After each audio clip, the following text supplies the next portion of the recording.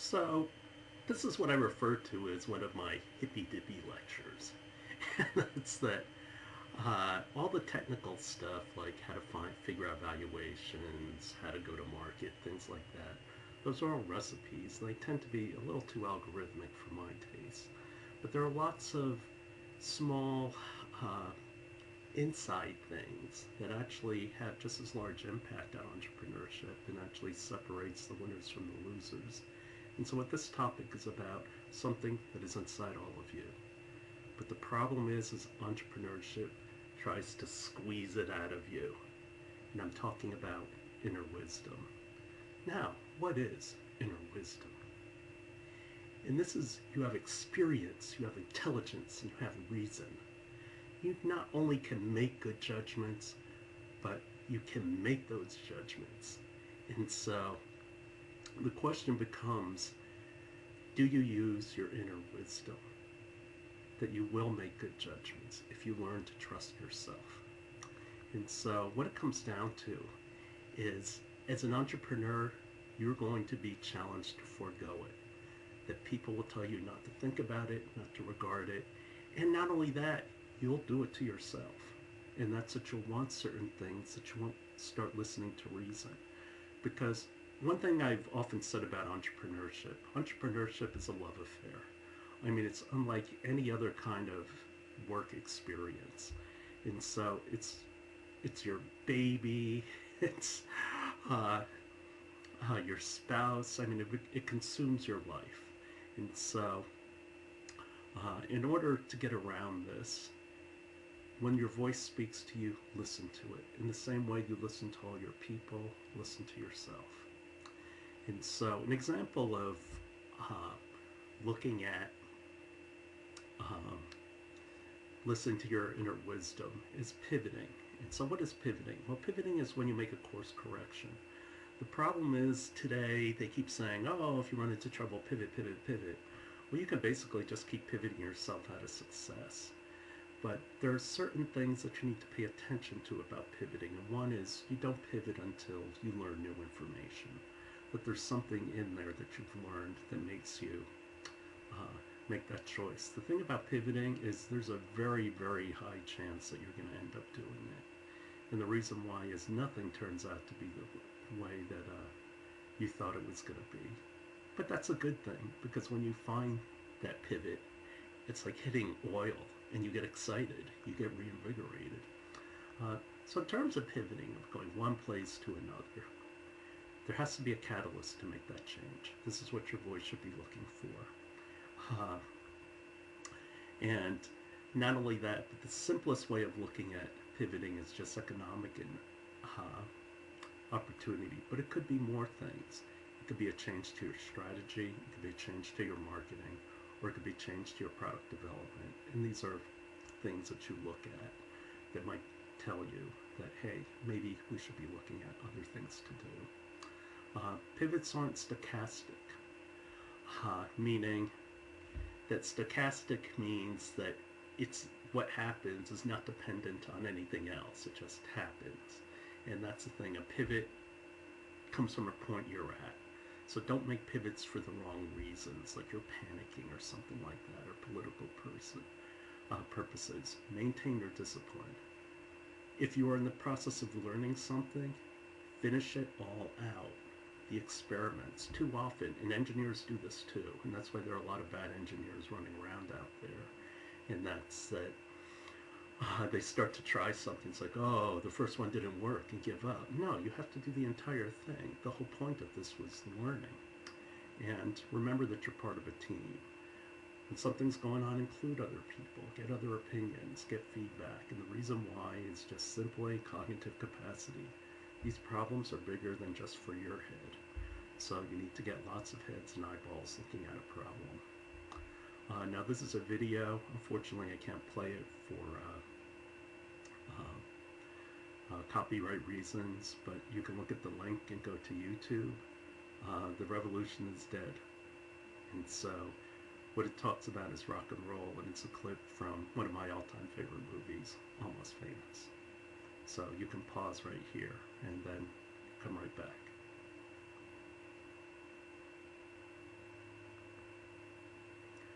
So the reason why I brought that clip up is at the beginning of rock and roll, it was all about spirit. This is why you could have something like Woodstock take place, because it was, hey, as miserable as it was, what did all people go there for? Just the music. And now in entrepreneurship, entrepreneurship is still about wanting to change the world and to do great things and to create.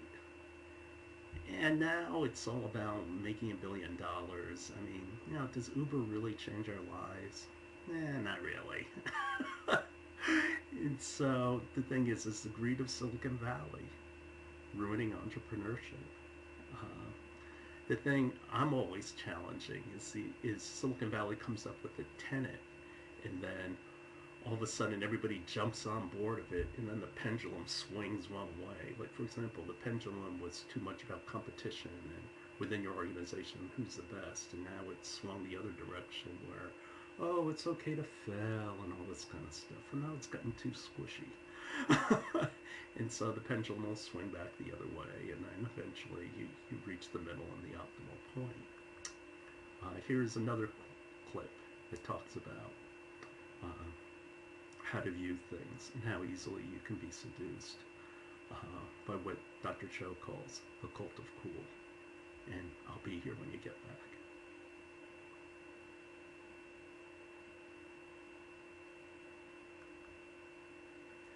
So, originally when the internet happened, and the internet was a tremendous, tremendous change in the world, because the people who captured the value in the world were businessmen, lawyers, and doctors. And now, who are the people who capture the value? Well, the filthy rich end up being the technologists. And so, the nerds won, right? Actually, I was kind of laughing about the recent controversy about Lori Loughlin and Felisa Huffman bribing to get their kids into school. Well, what's the difference between them and the guy who buys, a school, a $30 million building, and then all of a sudden now his family's set for life going there? The only difference is it's the advantages of the filthy rich versus the rich. Yeah, I really despise those people. Brooke Shields gets a ton of B's and gets into Princeton. I get one B and that's it. I wouldn't have gotten into any Ivy League school. Anyway, so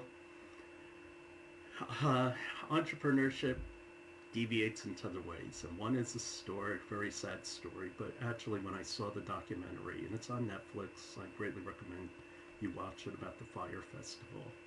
Is what this festival was about is having 10 bands playing Bahamas, and people would fly in private jets and stay in expensive villas and drink expensive alcohol and be served gourmet meals and have, the wild, most luxurious party experience of their lives. And so they were selling tickets anywhere from $1,500 to $50,000, and their business model was anybody who could afford to come here has got a boatload of cash, so we're just going to keep upselling them. Everything that they buy, they're going to charge. They were making people wear RFID charge bands, and they had to put cash on it, like $50,000 to start using it and all. I mean, it was just insane. But anyway, the reason why this whole Fire concert took off is because of marketing. And that's it. It was endorsed by influencers, supermodels got paid off, and so this whole thing took off. And who were the people who made this happen? Entrepreneurs. And that entrepreneur was Billy McFarland, the boy wonder.